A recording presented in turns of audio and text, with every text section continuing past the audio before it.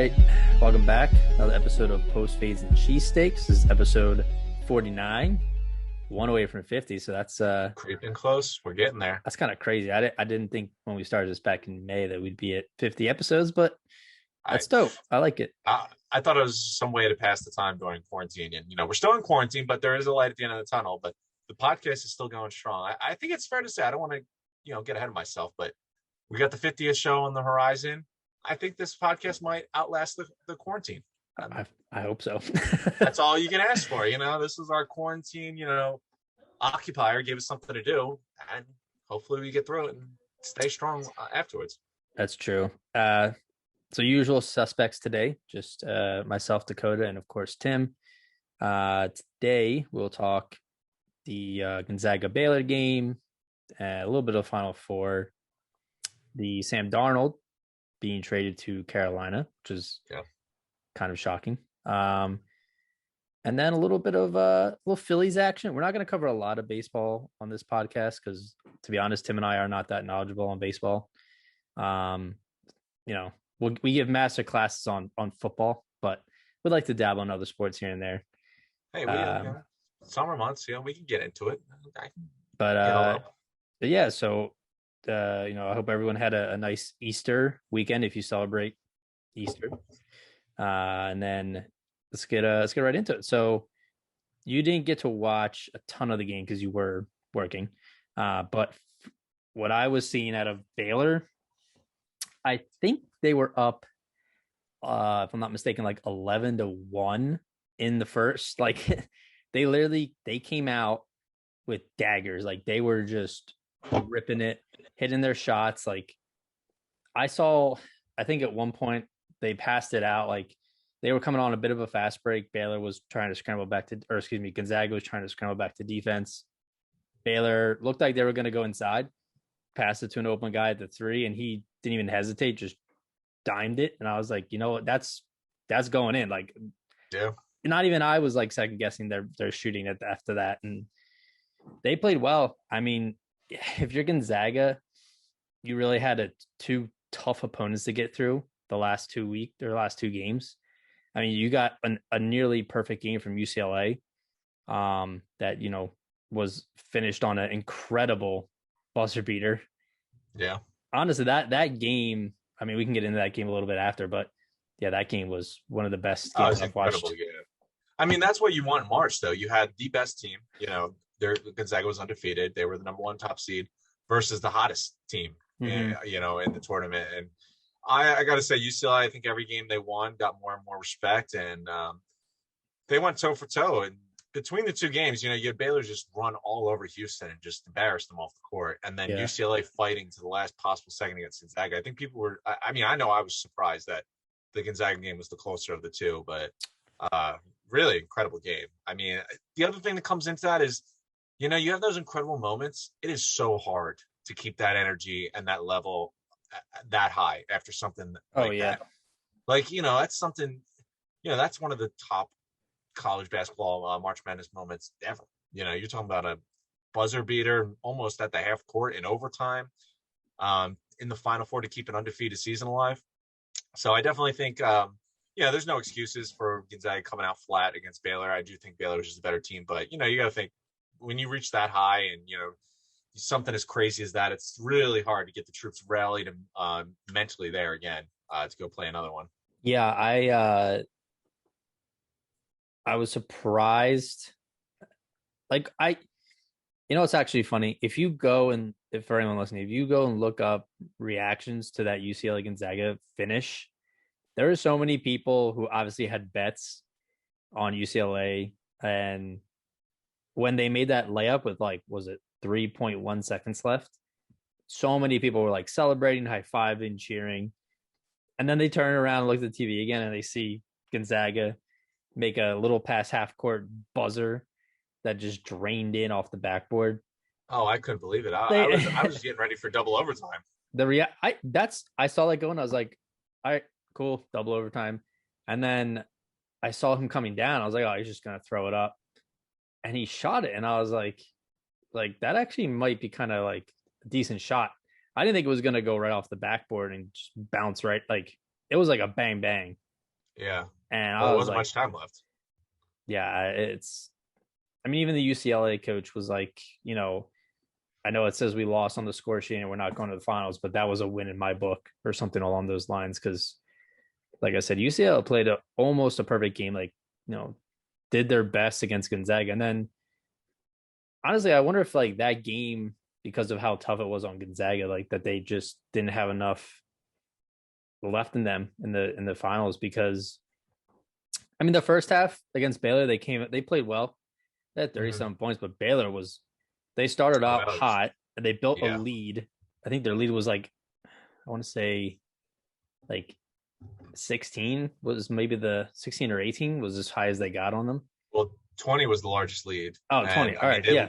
Even they led worse. all game. Gonzaga never led. It's just they had the game in their grasp the entire way from start to finish. Yeah. And I saw Gonzaga, they averaged like 91 points throughout the season and all the games they played.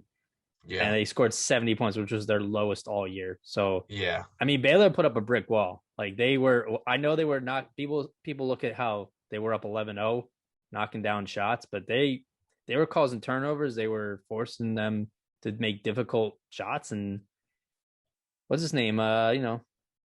Mustache Boy wasn't really flexing Oh, on them. Timmy, I know. Yeah, you I know was happy. I was tired of seeing my that.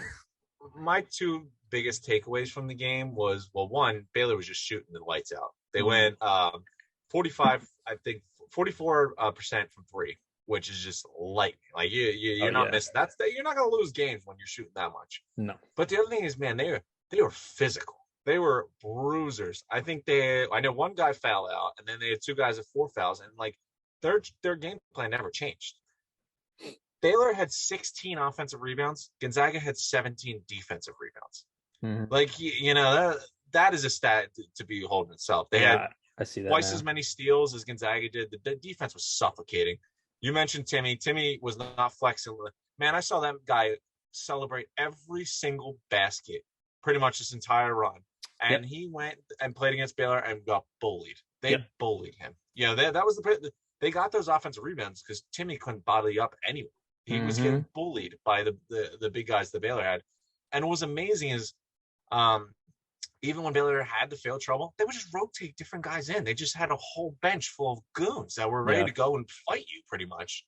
Um, really, really impressive. I've got to say, that Baylor run from the Final Four to the championship, that's got to be the most impressive Final Four weekend I've ever seen from a team in the tournament. If you think about it, they went Yeah. and just shellacked Houston. That game was never close. And then you go against a team that was undefeated and embarrassed them. And that's what they did against Gonzaga. That team, Baylor had a hell of a Final Four weekend. One of the best I can remember. Hmm. Maybe you put them up there with some of those surprising runs with like Cardiac Kemba or even Shabazz Napier. But that Baylor team, the Final Four weekend, is one of the more impressive performances I've seen that late in the tournament ever. Yeah. I mean, the weird stat is that Gonzaga actually had a better field goal percentage. They shot 51%, whereas Baylor shot 44. But the key thing was their 3-point percentage, and like you said, the offensive rebounds. I mean, Oh Baylor yeah, shot 43% from three, whereas Gonzaga shot 29%. Like, yeah. And when you're getting an offensive rebound almost every other possession, do you really need to oh give them yeah, more shots outside when they're already putting it down at a 43% clip? Baylor had 38 total rebounds, Gonzaga had 22. Like that's a big disparity. And That's you know bad. what? It's the big difference with college basketball. You Double the see it, and you steals see it a too. lot. You see it a lot in these tournaments. Is you see the teams that are young, that have superstar freshmen that are leaving in 1 year, that are one and dones, go up against a veteran team like Baylor, who are grown men. Mm-hmm. I think Davion Mitchell, who was the defensive player of the year in the Pac-12 or even the country, I believe it was, he was 22. He was bullying Jalen Suggs out there. Like Jalen Suggs is Oh a yeah. teenager. This guy's been in college. He's played college basketball for a long time. He's big. He's been in a strength program. Jalen Suggs was in high school last year, and it definitely showed. It was definitely they were a veteran team. They knew what they're doing. Hell of a performance though for them. Oh I do yeah. want to reiterate one other thing because we mentioned this in the last one with the Scott Drew tenure. The Mm-hmm. fact that this guy came in, obviously, we talked about how there was the murder between teammates, but then even after that, then they found out the coach at that time was paying the players, Yeah. had a whole bunch of sanctions. They were stuck to 7 scholarships for 2 years, which is about Mm-hmm. half of what a normal team has. They were banned a year in conference play, were on a postseason ban for I think 2 years and on probation, and that was when Scott Drew took over, and he's built this program like blood, sweat, and tears. Like I could only imagine what he's feeling right now. You could not have got a program from a lower rock bottom and to then bring them to the mountaintop is incredibly impressive. And to do it almost 20 years later, that is just, it's a hats off tip to the coach. Incredible belief in the coach that this is still your guy, even though he's shown, he's put out success ever since he's gotten out of the sanctions. Really impressive. It was the Baylor men's team's first ever basketball national championship too. And I think the women actually won a couple of years ago. So yeah, I mean, it's well-deserved. That Baylor coach, like you said, gone through a lot. And they only lost 2 games this year. And then they went and beat all these good teams to get to Gonzaga, and then honestly just manhandled them. Like it really wasn't. It looks, 86-70 doesn't look like a beatdown, but it was a beatdown. The 2 games they played from the Final Four to the championship were just beatdowns. It was incredibly impressive.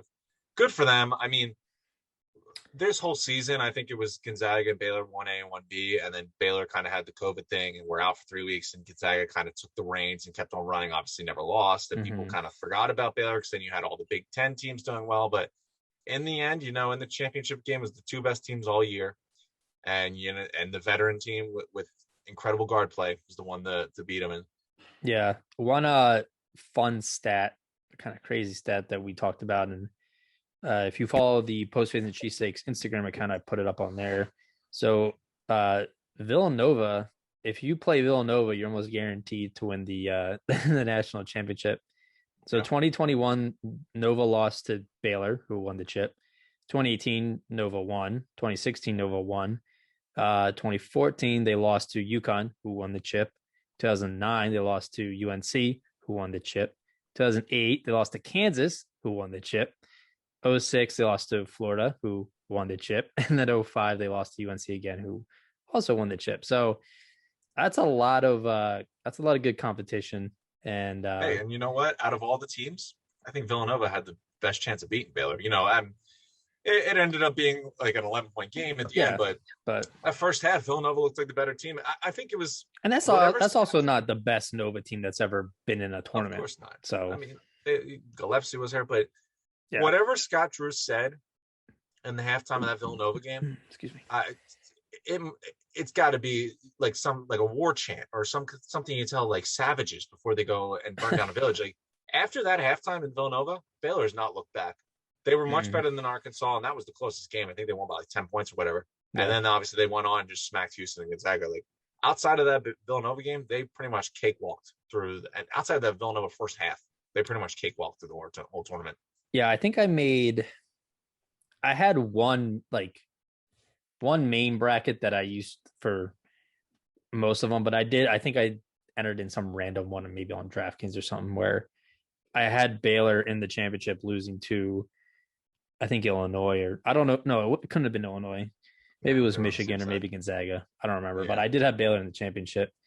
But in all my other brackets, it was like Illinois, Michigan, I think like Gonzaga and Illinois in one.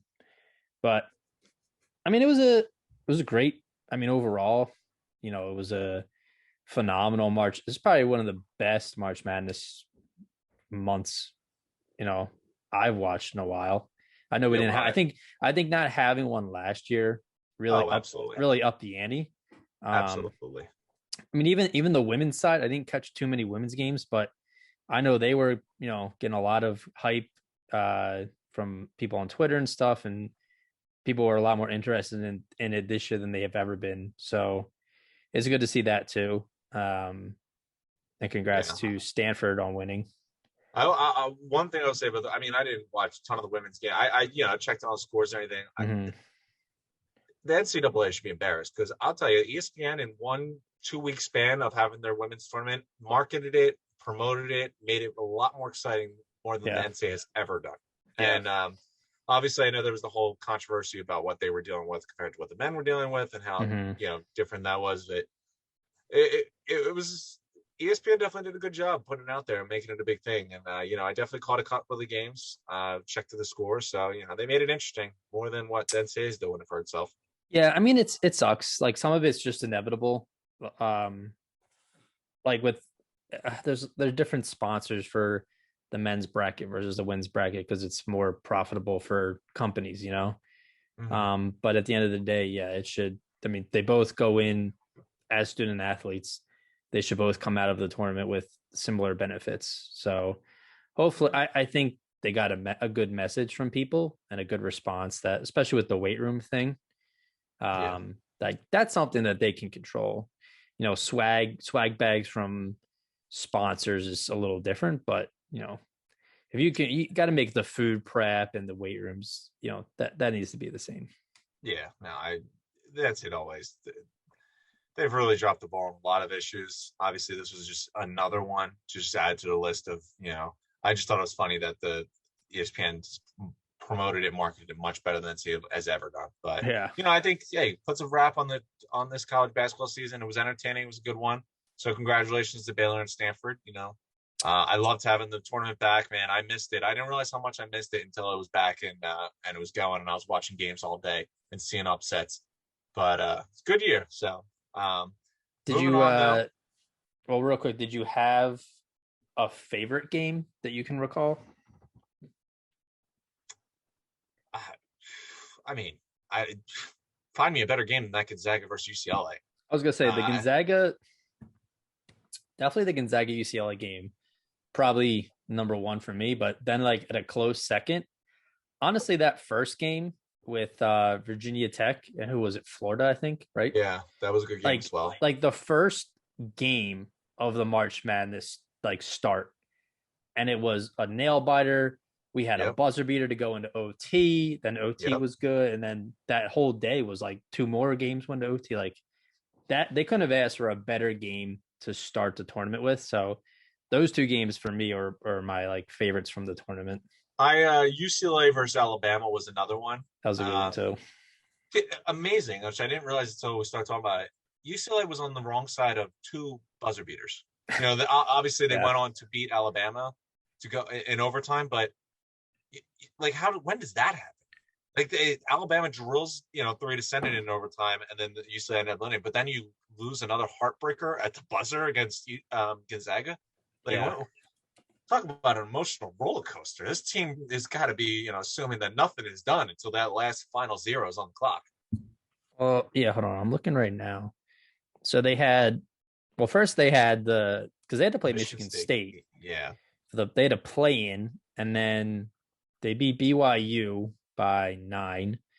Then let's see. Oh no, wait. Oh yeah, no, that's right.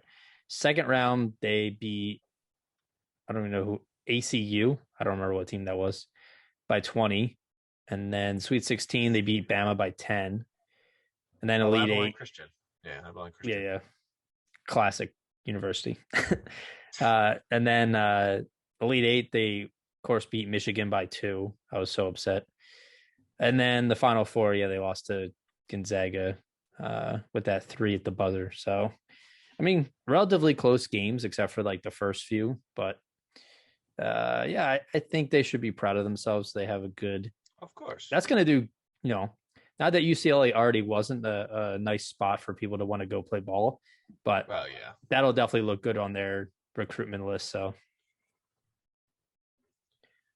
Yeah, I mean, now they can actually recruit players off of recent success instead of just saying, well, we're in Los Angeles. And have you ever heard of Coach Wooden? They got something relevant to talk about now. yeah. But yeah, I think that's a good wrap up. It's sad that it's all over. It is. But But listen, I loved every second of it. we all did. And then hopefully next year, the bar scene will be back to normal, and then it'll be an even better March Madness. So, Well, moving on. So we had the New York Jets deciding to throw a curveball and traded Sam Darnold to a team nobody was really talking about, the Carolina Panthers. Um, it was Sam Panthers got Sam Darnold. The Jets got, I believe it was a second next year, and then a fourth and a sixth this year, fourth next year. Yeah. Yeah, I saw it and I was very like, thrown off just because of I knew Carolina was either going to go after Deshaun Watson, which obviously that's a mess right now, Yeah. or draft a QB, but I did not see them going after Sam Darnold. I thought Darnold would have been like a target for the Niners or maybe the Redskins or a different team, but now he goes back. He's with Robbie Anderson again. Mm-hmm. Seems like he's happy about it. I think some people said it was a little bit much to give up, but I think it was a pretty fair swap. I think Darnold can be a top 20 quarterback when he plays well. Yeah. Um, I he's mean, serviceable. I mean, we'll see. I mean, you give them, they have really nice. I mean, they lost Curtis Samuel, but DJ Moore and Robbie Anderson are no slouches. They're good receivers. we got McCaffrey. Yeah. Obviously, Christian McCaffrey is a weapon unlike any other.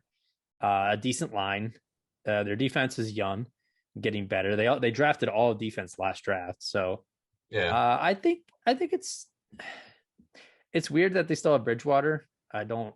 They're gonna have to either restructure his deal or cut him or trade him because he makes a lot of money to be a backup. Yeah. There's no way he's going to get traded. No one's taking on that contract. Giving up So anything. yeah, they'll have to restructure. They'll probably cut him, which sucks. I Yeah. thought he would have played a little better because he played well in Minnesota until he got hurt, so he tore his ACL, and then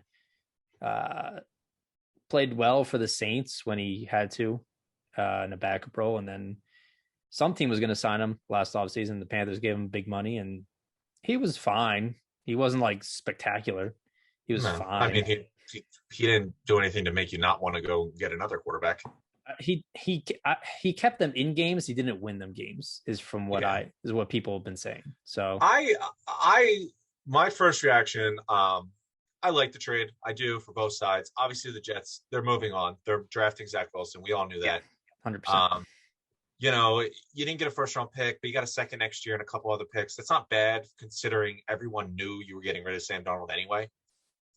So I can't fault the Jets for that. I totally understand why they did it, and I don't blame them. New regime, new coach. They probably want their own guy. Fair enough. Right. The Panthers, I like the move for them as well. I do.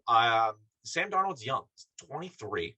You were probably looking at least, at the very best, the fourth best quarterback in this draft. Lawrence is going 1. Wilson's going 2, and the Niners are taking a quarterback. Yeah. Atlanta's already talked about how they want to trade back at 4. So you might have another team that wants to jump up and draft a quarterback at 4, and then you're looking at the 5th best quarterback. For the Panthers, I think you gave up less to get Sam Darnold than it would have taken you to move up to 4 or 5 or whatever you want to go to draft a quarterback anyway. So in that aspect, you got your starting quarterback, someone you can build around, and you gave up less draft capital to go do it. They still have the 8th overall pick. They could get a superstar on defense or bring in a pass catcher to help Darnold. I like the fact that they picked up the 5th-year option.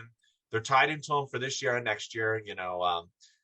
If it doesn't work in 2 years and they still stink and Sam Darnold's not the guy and it's not just Adam Gase that makes him look bad, he's just bad, then you move on from him. You're not tied into him. You don't have a big contract.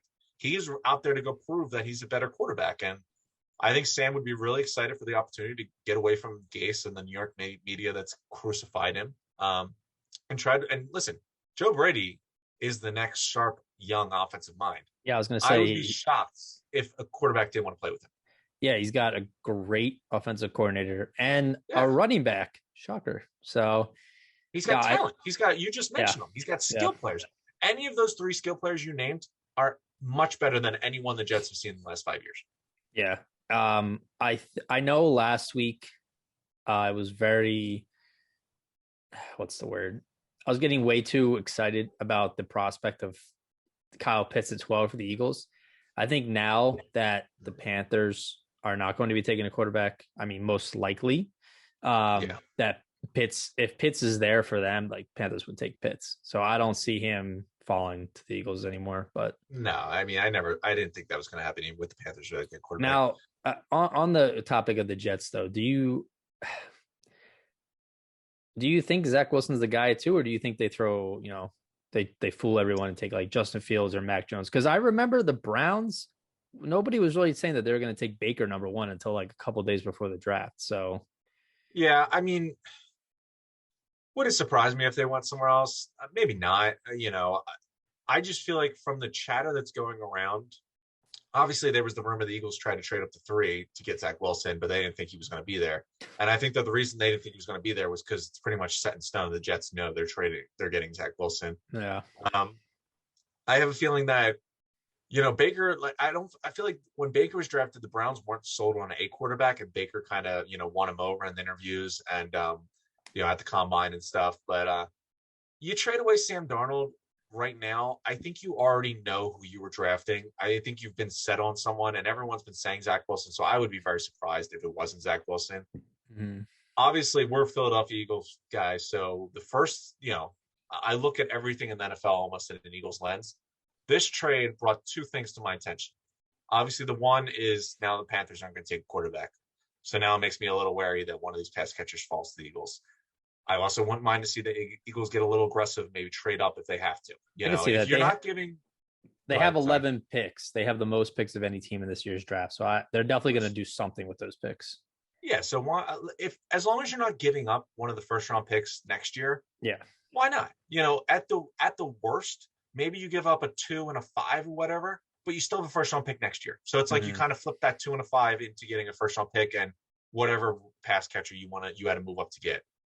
So that was the first thing that popped in my head. My second point that popped in my head, which I think is a little more curious, depending on what goes on in those legal battles. If you look at the teams that were linked to Deshaun Watson during the trade rumors, you had Carolina, who obviously just traded for Sam Darnold. So they're locked into Darnold for at least the next season. You had San Francisco, who just made a huge trade to go draft their franchise quarterback. Right. And then you have Miami, who traded back, I think, as a sign of they're going to go with Tua in the future. So your 3 front runners to trade for Deshaun Watson are now out of the mix. The Eagles have 3 first-round picks next year. If, it takes 3 first-round picks to get Deshaun Watson, you could be talking about 3 first-round picks in 1 year. You could be talking about 1 year you give up all your first-round picks, and then you have your first-round picks the years coming. It depends with the legality of the whole thing, and it's not looking good for Deshaun, and I think this is going to be ugly and drag into the season. We'll see where it goes, but if everything gets cleaned up there, he doesn't want to be in Houston. The only thing preventing him, I think, from leaving is this whole legal issue. The Eagles have to be the front runner, I think, to go trade and get him. The only other team I could make a reasonable argument would probably be the Bears, but who has the 3 first-round picks next year? And listen, another team off the market, Deshaun Watson's not going back to Houston. One way or another, he does not want to be there. So maybe it's this season he'll play, which it seems like if he doesn't get suspended or deals with his legal issue. I don't think he's going to change his stance. I don't think it doesn't matter what they do. He seems pretty hell-bent on getting out of there. I tell you, man, keep an eye on what happens with Deshaun. If he gets cleared of all this and everything's okay, I have to think how he's calling Houston almost every day. You think so? Would you give up 3 first-round picks, Jalen Hurts, for Deshaun Watson? If this year doesn't go well and Jalen Hurts shows that he's really not the guy and you're not really excited for it, yeah. If you're talking about 3 first-round picks in 1 season, I'm not talking about 3 first-round picks 3 years from now where we're giving up maybe a top 5 pick because we suck. Right. I'm talking about we wipe all the draft picks out in 1 year, and you have Deshaun Watson, and then you have all your picks in your future. I don't know how I feel about that, just because I think Deshaun's an incredible quarterback. I put him top 6, but I don't know. I want to see what we have in Jalen. Honestly, it's tough. It's tough. Yeah, but this is what I'm saying is, first off, Deshaun Watson's not going anywhere. Maybe jail, but he's not going anywhere anytime soon. Yeah. You give Jalen Hurts this season regardless. Jalen Hurts gets this season regardless because you need to see what you have. Because either you use those 3 first-round picks to build around Jalen Hurts, or you use those 3 first-round picks to get your new quarterback. Listen, he brought that team to the playoffs 2018, 2019. He got hurt in 2017 when he was lighting the league on fire as a rookie. 2020, we can't kill him because Bill O'Brien just went and decimated the whole roster. You're talking about an elite quarterback in this league. Top 6 is an elite quarterback in my mind. If you factor in guys like Aaron Rodgers, Russell Wilson, he's young and he's a franchise quarterback. I have to assume that the Eagles are the front runner. It doesn't really matter what happens, I think, in around the NFL. I think the Eagles are Watson's to have if they want them. If they want them, then go get them. They have 3 first-round picks next year. And you're talking about the teams that were the top contenders all made moves pretty much in the offseason to either go behind a quarterback or bring in a quarterback that they're going to build around. Yeah. Yeah. I mean, I'm not saying I would be opposed to having him as my quarterback, obviously, because like we said, he is an elite quarterback. I think it's just I mean, not that the Eagles even hit on these first round picks anyways, but yeah, I don't know. And he's still young. It's like, I wouldn't be super mad if they gave up 3 first round picks and like super Jalen mad if they brought in Deshaun Watson. If you are anything but ecstatic, you might not be an Eagles fan. Yeah. Listen, in an ideal, I'm not saying this is what I want. In an ideal world, we draft a superstar at 12. Jalen Hurts balls this year, and we have 3 first round picks to put more talent around him, and he's the franchise guy. That's my ideal world. That's what I want for the Eagles. But you know what? If things don't work out that way, man, Deshaun Watson, wants to leave. And you have the best chance out of anyone in the league to go get him. Yeah. It has to be on Howie's mind. And it depends. Obviously, the whole legal situation matters a lot because that has to get cleaned up first before anything happens. Oh, yeah, and I don't know if it will, but yeah, listen, it's going to jail, he's suspended, then that's a whole other thing. But and I realize I sound like an idiot with how I'm talking about. I don't know if I want Deshaun Watson, but it's just like I just look at what play like someone like if we're talking like elite, like I look at Aaron Rodgers and what he did, before he had like Devontae Adams and stuff, and how he was literally the reason the Packers were going into deep playoff runs and stuff. What do you mean? When he had Greg Jennings, Jordy Nelson, Donald Driver, Randall Cobb, James Jones. They were good players. They weren't like elite receivers like DeAndre Hopkins. There's only like 3 players a year that are on the level of DeAndre Hopkins. Sure, Devontae Adams is better than any wide receiver that Aaron Rodgers had, but those are all really good wide receivers. Like those are Pro Bowl wide receivers he had beforehand. I guess. I don't know. I don't know why I feel Deshaun Watson's 25 as well. You build around that guy. Yeah. Fair point. Keep your eye. All I'm saying is, and when we're talking from a year from now, and we're on episode 100, and the rumors are flying about Deshaun Watson. Episode 100? Possibly. Just remember this conversation, because I think now that Carolina went and got Darnold, I think this puts the Eagles in the front running position to get Deshaun Watson. Again, depends on the legal issues, but he doesn't want to be there. And this is not a situation that's going to be fixed. He doesn't want to be there. Nothing the Texans can do will make him want to be there. Yeah, no, if I woke up tomorrow and it said Deshaun Watson to the Eagles, of course I'll be excited. Of course I'll be happy. Okay, well, wait a minute. We're not talking about tomorrow. I'm not trading for this guy while he's going to court cases every other day. Okay, if I wake up tomorrow and it says Deshaun Watson cleared of all whatever, okay, I'll be happy. I think part of me is just because this team is in this is a rebuilding year, where this year they'll be bringing in young players, new flesh, and then the year after hopefully is ready for playoff run. But hey, and like I said, in an ideal world, and what I'm rooting for, honestly, Jalen Hurts isn't that. I'm rooting for Jalen Hurts. I want Jalen Hurts to be good, but rarely is an elite Pro Bowl franchise quarterback, a young franchise quarterback, available on the trade market. All right, and when he is, every NFL team has to at least ask themselves, is this a move I'm curious in? Young elite franchise quarterbacks don't grow on trees. If you have a chance in getting one, every team should pay attention. And I think every team is paying attention. Watson has generated a ton of interest. I think that, honestly, these legal cases have probably caused San Francisco and Carolina to make moves, to get quarterbacks, because they know that Deshaun Watson thing's not getting cleared up. They're definitely not getting him this year. So they had to go find other options. A team like the Eagles, who can afford to wait and have the draft capital, why not wait and see how it goes and just keep an eye on it? Yeah, I went to Google his age, and then I remembered you already said it was 25, and Jalen's 22. But I also saw today 2 more women have filed lawsuits against him 6 hours ago. like I said, that needs to get cleaned up first. This is why this is not a move. I'm not making this move until at the very least next offseason. That's why I'm saying Jalen Hurts gets his chance to try and win the starting job, try and be the franchise quarterback. And I'm rooting for him. I hope he does do well.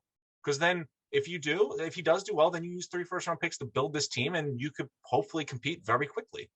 But if he doesn't show that he's a franchise quarterback, you need to revisit this Deshaun Watson idea, assuming everything gets cleared up with his legality issue, and you see what it takes to get him out of Houston. Yeah, I don't know the way this is going. It does not. And you aren't lawyers. I'm not even going to try to delve into that. It doesn't sound good. I know it doesn't. It does not sound good. But listen, his very expensive lawyer is going to go battle another very expensive lawyer, and we're going to see what happens. But a year from now, that's what I'm talking about. A year from now, because the Niners don't have any draft picks. They're not going to get Watson if Mac Jones or whoever they draft doesn't do well in the rookie season. Yeah, I don't think I think the Panthers are going to give Darnold at least 2 years. They picked up the 5th-year option. Why wouldn't they?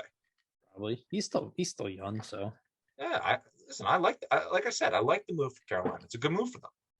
But that move tells me that the Eagles are in the driver's seat if they want Watson, if and when everything gets worked out. If and when, but I don't see that happening this season. So no. This is Jalen Hurts' season. No one's taking that away from him. He's going to audition for the job in the offseason. If we're coming off a 4 or 5 win season and Jalen Hurts looks terrible, Deshaun Watson would immediately make that team better. Look what he did. Look what he did was, well, I guess this year wasn't any good, but DeAndre Hopkins is amazing, but that offensive line's been terrible. I mean, didn't he lead the league in receiving or passing yards? Watson? Yeah, pretty sure he did. Good question, actually. I don't know. You caught me off guard. Usually, I'm just filled with infinite amount of knowledge. But I think from how much smack I talked on Watson that people kept correcting me, so I'm pretty sure he was at least top 5. Correct. I know that. Wow, look at you! Now he's number 1.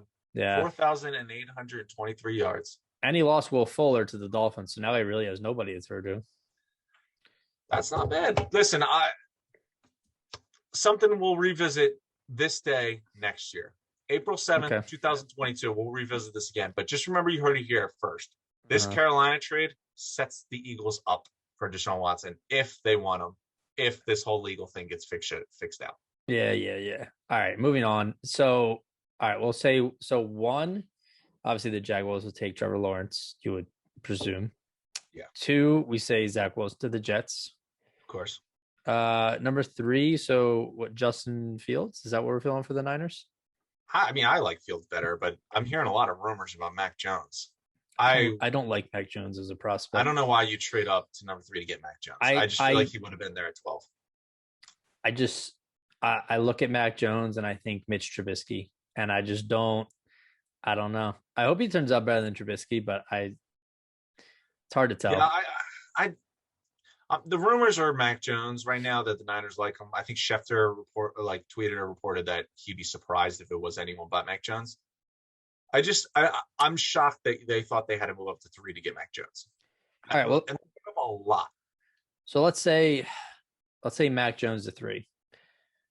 4, you have the Falcons, who very well could take a quarterback because I think the way they structured Matt, they recently either restructured something within Matt Ryan's contract. So he's definitely going to be on the team this year. But I think for next year that they can either cut him or let him go or something. I could still see them taking a quarterback, but I think number 4, this spot will be a quarterback regardless. Either the Falcons take a quarterback or someone's going to trade into 4 and take a quarterback. Honestly, I think this is Justin Fields. It's probably Justin Fields' spot here at number 4.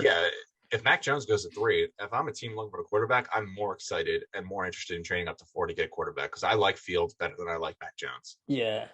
And then at 5 is the Bengals.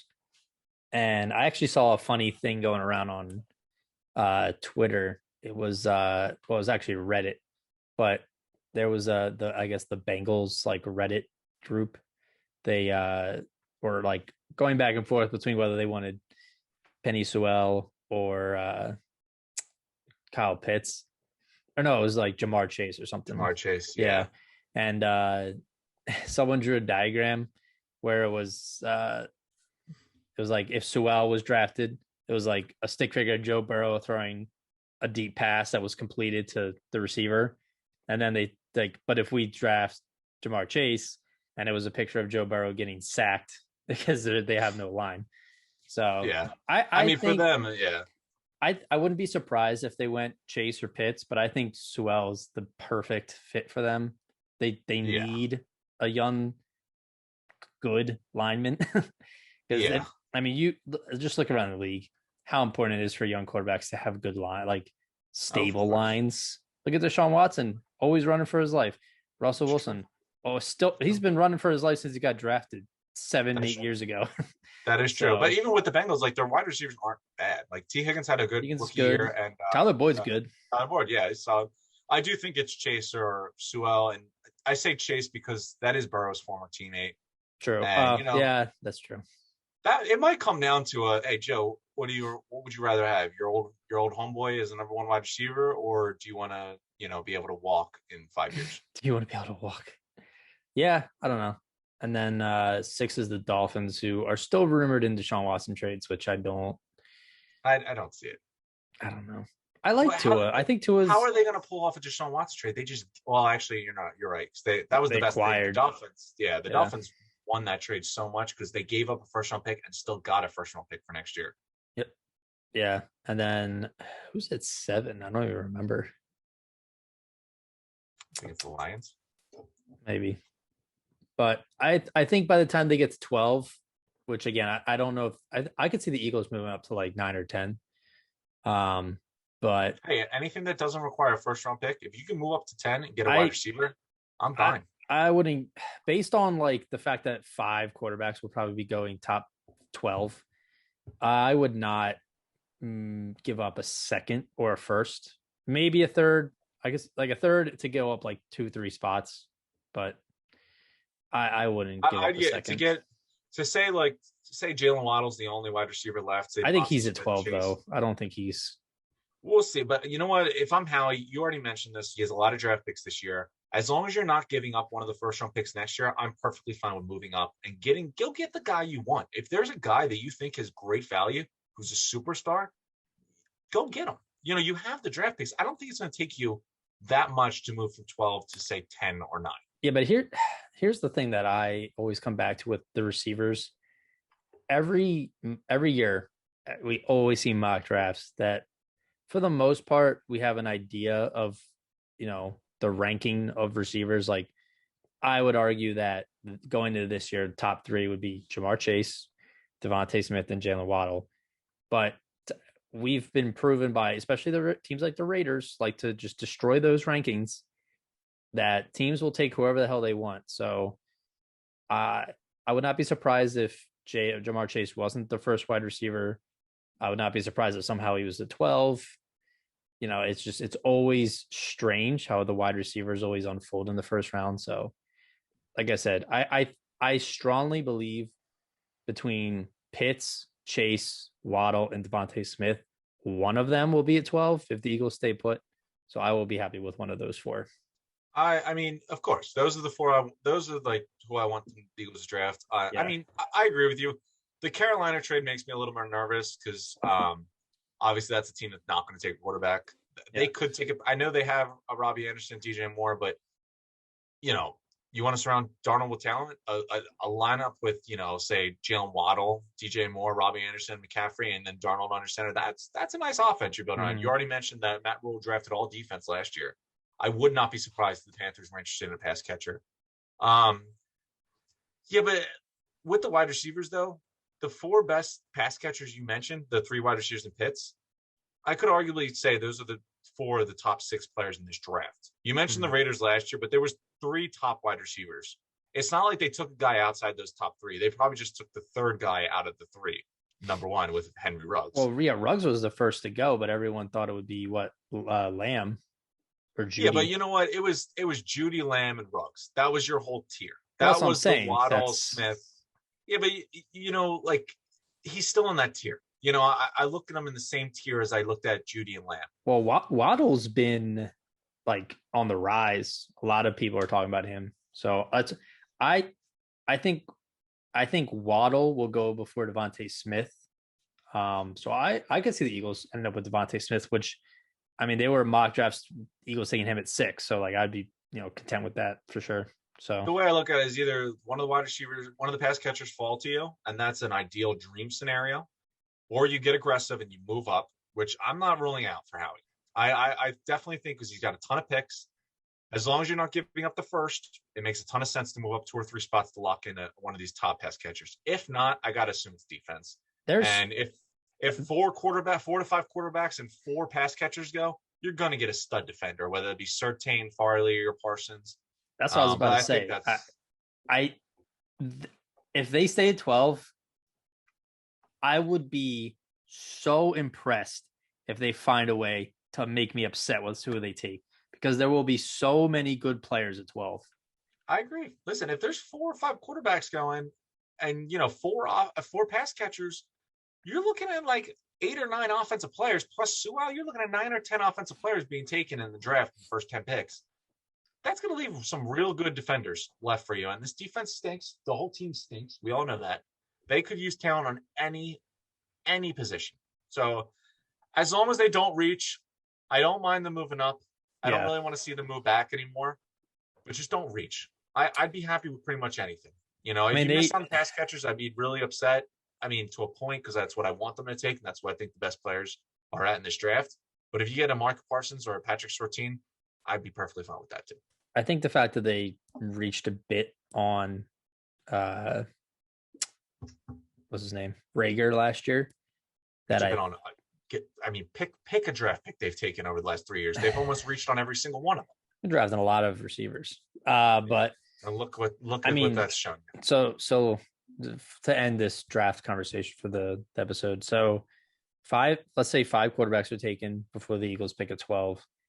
And then you have, let's say Sewell's gone, that's 6. Pitts is gone, 7. Jamar Chase is gone, that's 8. So then you have still have Surtain, still have Farley, still have Parsons, 3 elite defenders. Then you still have Waddle, you still have Devontae Smith. So like I said, there's going to be a plethora of players. So this is a good draft. It'll be a good first round. Draft. Yeah. We'll see. I'm excited to see what happens. Yeah.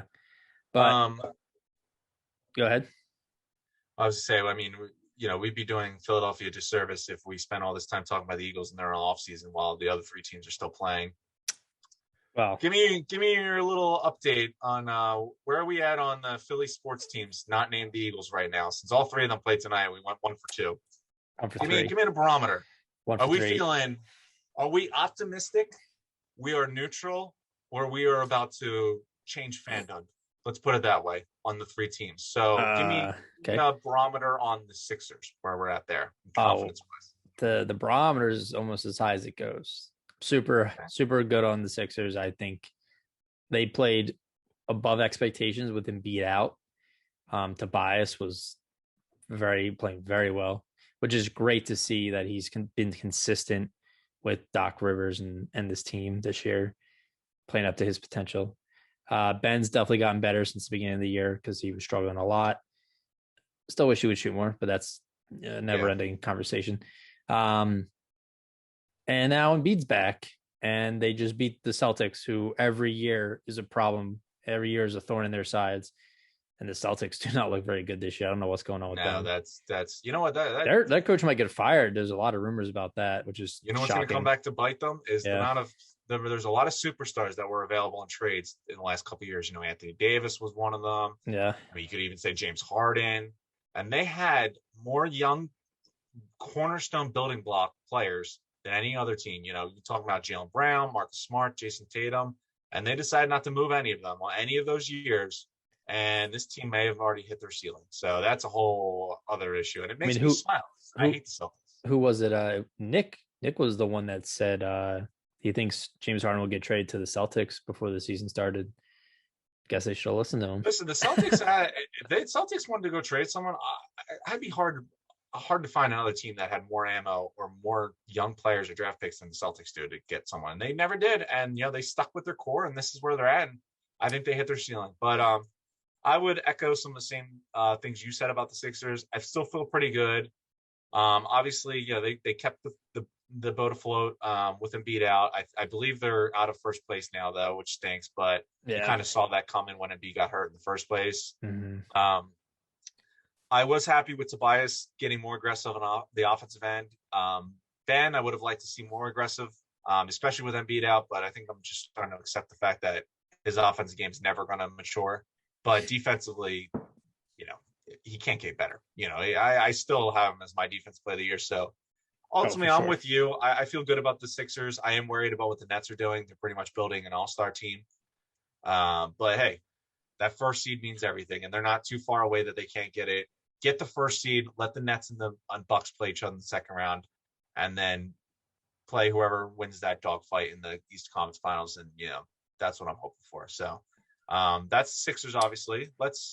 Before we get to the disgusting team, let's talk about the one that just started their season that was undefeated, the last undefeated team. If you don't count the Nats, who can't even beat COVID, so they don't count. True. But yeah. Phillies, what are we thinking? How do you feel about them? I know you've already admitted that we're not baseball guys, but act like you know a little bit about baseball.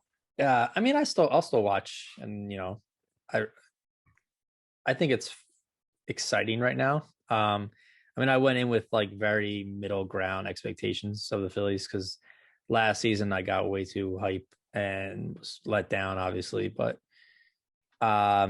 so they lost to the Mets. I guess by the time you listen to this, it'll have been yesterday.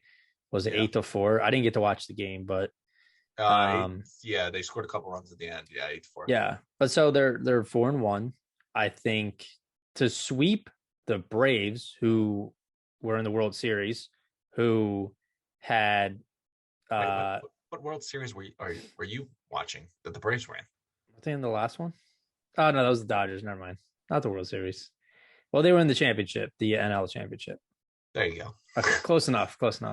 See, this is what I'm saying. We don't watch a lot of baseball. Wait, I knew the Braves weren't in the World Series. I meant the championship. Cough. Yeah.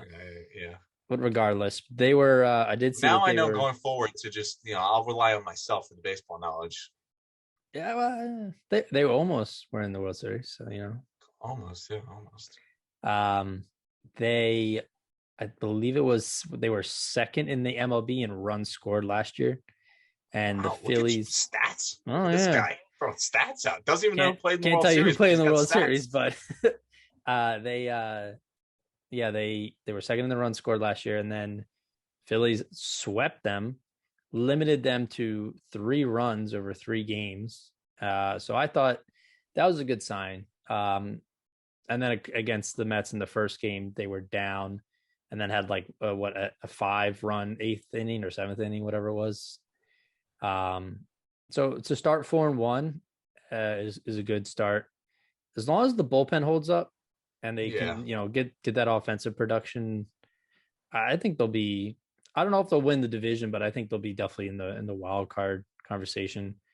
It depends on like Bryce and Hoskins really to see if they continue to bat well. But I feel pretty good about to answer the question, I'm excited, but like my expectations are still like tempered, whereas the Sixers I'm like hype. My expectations are hype. So fair enough. I mean, yeah, I would agree with you because I legitimately think the Sixers have finals potential.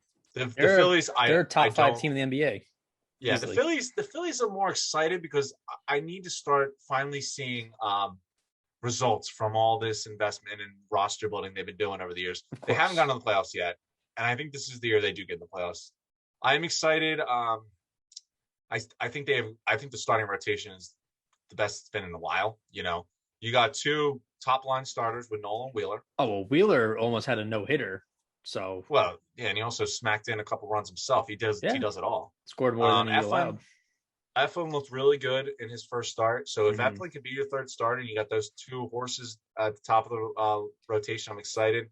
I don't know a ton about the new guys they brought in. Matt Moore, I know, went last game. I forget the guy. I think it was Chase Anderson went today. I'm blanking Mm. on his name. Um, but like you said, yeah, the lineup is pretty much the same as it was last year. Didi came back, JT's back, which I was happy for. Bryce is still here, McCutcheon's still Also, a here. healthy McCutcheon, I think, is going to be big. Oh, I agree. The bullpen is obviously the biggest concern with this team. We'll see what happens. The bullpen blew it today. Velasquez was as terrible as he's always been today and gave up a couple runs. But Yeah.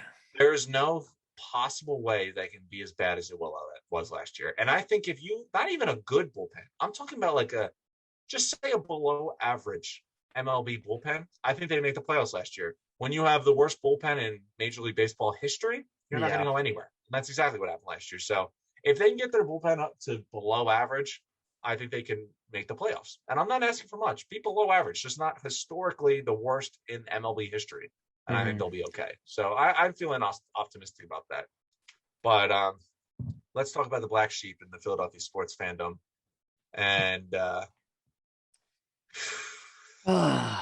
you know what? I don't know about you, but they had so many games behind, obviously with COVID issues. And it was almost like I always kept thinking, you know what, if they just catch up to games played as everyone else, they'll be as high in the standings as everyone else and be in the playoffs. And you know what? They're starting to play more games and they're starting to catch up on these games played. And they look worse and worse every game, it looks like. Again, obviously they lost to the Bruins, had a tied game 2-2. We're on a power play. Things were going their way, and then they gave up a shorthanded goal, and then it pretty much ended that. The Flyers are a problem. This defense is terrible. I Uh-huh. think this defense is so bad that they've actually hurt. They definitely have hurt the confidence of what we thought was going to be our franchise goalie in Carter Hart. He's young. I don't want to give up on him yet, but man, he's had a brutal season. This Yeah. defense has been terrible. The defense has been terrible for a while now, but this is the accumulation of just terrible years and not improving it. I always thought they were still a playoff team, but I think I'm officially riding the ship. I don't see a playoffs in their future this year. They went because of course I mean we've been doing um on our Instagram NBA and NHL power rankings for most of the season.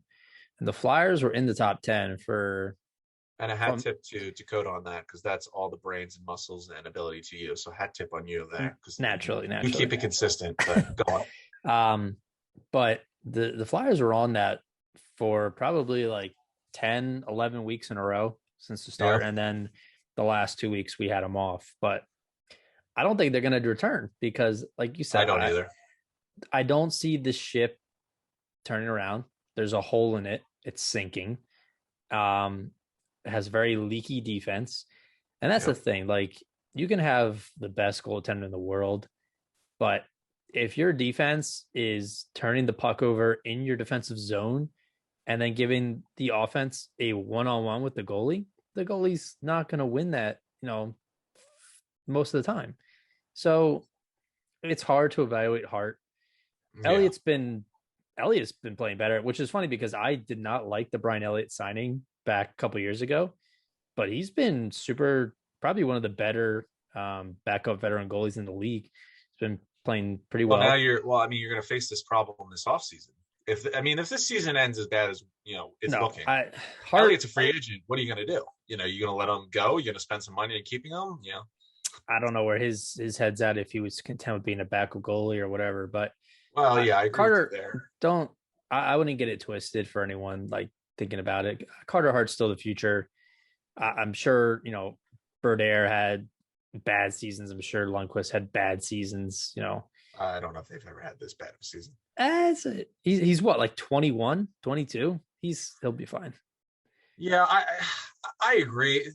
What worries me is last year, like the defense wasn't that great last year, but Carter Hart was winning games himself. He was standing on his head and playing out of his damn Well, mind. he was the reason that they were number one in the bubble. That's why the Flyers were able to get that number one seed in the East. But And you know what? His confidence is completely shot. And mine would be too. yeah, It's tough. And I like the coach. I never know how to pronounce his name. Villanio. Sure. Yeah, we'll go with that. But they're all foreign names to me. I don't know how to pronounce anything. But I like him. I thought he brought really great energy in his first year. It's NHL is a weird. I don't really understand why they cycle through coaches so often. Like, I mean, how many coaches and GMs have the Penguins gone through in the past 5 years? I feel like it's a revolving door. So hold on. I the one thing I wanted to bring up, because this is one I wanted to look up. So Carter Hart, okay, is allowed the second most goals in the NHL. He's 2 goals behind bad. Markstrom. Yeah. Behind who? Markstrom, the Calgary. So really? Markstrom, he's usually not that bad either. Yeah. Now here's what worries you, and this is what was actually curious about, because Carter Hart does not play all the games. Obviously, we mentioned Elliott. Jacob Markstrom has allowed 81 goals, still leading the league, on 798 shot attempts. I don't want to hear it. Carter Hart has allowed 79 goals on 611 shot attempts. God damn. Yeah. And you know what? I know the defense is terrible, but the defense wasn't very good last year. He is off. He himself, and sure. You can't blame this on the defense, because himself is off this year. And I think it is a lot to do with confidence, and I'm hoping he's young and he gets through it, but it is something to worry about, because he has looked bad. And I know the defense stinks, but there's goals that he's allowing that he should be stopping. Yeah. And last year he was doing it. This year it's completely fallen off the rails, and it's gonna be tough to fix this, because you're gonna have to fix the defense. You better hope Carter Hart figures it out. And I think he does. Ultimately, he's 22. You know, I'm not gonna write this ship off on this guy. Right. But man, that's not concerning. I don't know what else you need to hear. You know, I mean, I'm definitely concerned, but I'm concerned, but I'm not worried for his long term, if that makes sense. I mean, sure. I don't know. I don't want to suck for the next 3 years while he tries to figure out how to put it back on the rails. Yeah, but Carter Hart was like a very rare prospect as a goalie. Like he's been talked about as like this next great goaltender for years now. Oh, he looked like it last year. It's right. Just... And he looked like it a little bit the first year he came out. So it's like, give it time. This team is in a weird space where, I mean, they waived Ghost. Like, they had to do something. He went from being their best defender like a couple years ago to being like a third liner. So they're in a weird spot. They're not producing enough goals, and I swear every time I look at the score sheet, it's like you said earlier, it's like 6 goals against. I'm like, what? Yeah. Are they just like letting? Do you ever see the Flyers? Are there like 3 goals out there? Like, are they just not defending anything? Like, what's going on? Like, do you ever see the Flyers win a game 1-0 or 2-1 or 2-0? I swear every notification that comes across my phone is like they lose to the Islanders or the Rangers, and it's like 6-4 or 6-2. Yep. And I'm just like, what? How many times are you going to play these New York teams? And then they were 2-2 with Boston yesterday, and then they lost 4-2. So I don't know. They won a couple days ago, and then they lost again. So they're I think a ship with a hole in it that's sinking but trying to move forward is definitely what they are. But they got to figure out how to patch that leak, because it's not looking good so far. And if I had to guess right now, I would say that they're going to miss the playoffs. Yeah, I'd be shocked if they put it together now. It's getting uglier and uglier as it goes. Let me see if I can look at it real quick to see if they are actually even in. I can't imagine they're still in the playoffs if they were. Well, they were still. Today. I don't know where they're at now, but they were for a while. They were so many games behind everyone, like games played. So it was really hard to get a feel for it, and that's what I was kind of like banking on, like thinking, listen, every other team in the league is this many games more played than them. Eventually, they're going to figure it out. They'll get it together. They'll rise in the standings if they play more games, and you're seeing them lose more than win, and it doesn't seem like that's going to happen. It's just a matter of time before they catch up to games played, and they're still out of the playoffs. I forget how many teams make playoffs. Is it because they redid the divisions? I don't know. They have 41 points, which puts them at like Well, you're really showing your NHL knowledge here by not knowing how many teams make it. Well, It's the top 4 from each of the divisions, so it's 16 altogether. yeah, I thought it was 16, but top 4 from each division. Then, yeah, Flyers are not. I mean, they have 41 points. They're behind. Boston is in 4th in the East with 46, so they're 5 points behind. 2 wins and an overtime loss behind. Yeah. I don't know. We'll see. We'll see. Hey, well, you know what?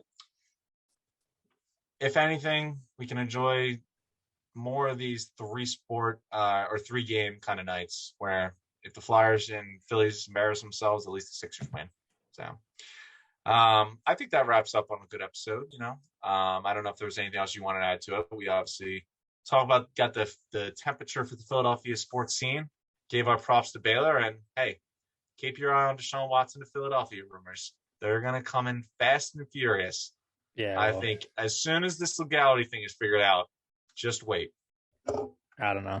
Like you said, we're not lawyers, but the more and more I hear about it, the less and less I think he's going to play this year. So listen, forever again. Guilty. We'll see what happens. I know. Hey, you know what? I'll keep my eye very close to that and see what happens. So, fair enough. But hey, it's been a pleasure. It always is. Yeah, let's keep an eye on the Phillies, Flyers. Let's hope they don't abandon ship and continue to ride the Sixers wave. So, all right, well, I'll catch you next time. All right, peace out.